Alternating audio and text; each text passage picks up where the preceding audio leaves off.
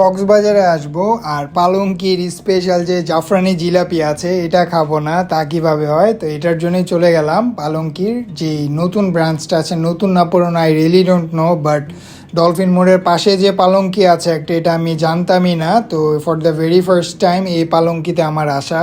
আর পালংকির decoration বা interior খুবই জোস অ্যাজ ইউজুয়াল। আপনার কলকাতার যে বনিদি বাড়িগুলো যেমন থাকে, জমিদারদের বাড়ি, ঠিক ওরকম, মানে খুবই জোস। আমরা চলে আসছি হচ্ছে পালংকিতে।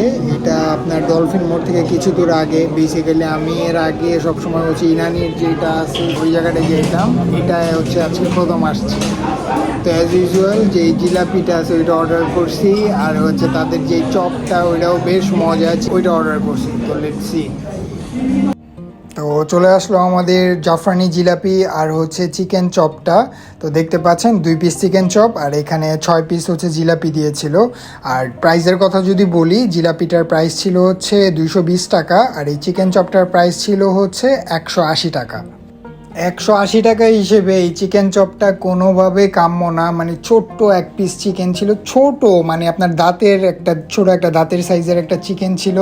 আর টেস্টটাও যদি ওরকম ফ্রুটফুল হইতো, টেস্টটাও ভালো না, ঠান্ডা ছিল। খুবই ওর্স্ট একটা ডিসিশন ছিল আমাদের এই চিকেন চপটা নিয়ে। আর জিলাপিটা অ্যাজ ইউজুয়াল খুবই ভালো ছিল।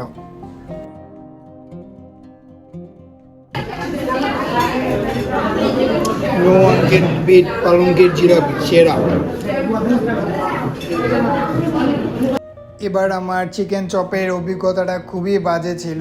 আর আরেকটা ব্যাপার হচ্ছে, আমার কাজিনরা ঠিক কয়েকদিন পরেই কক্সবাজারে যায়, তো আমি রেকমেন্ড করছিলাম যে পালংকিতে গিয়ে জিলাপিটা খেয়ে এসো।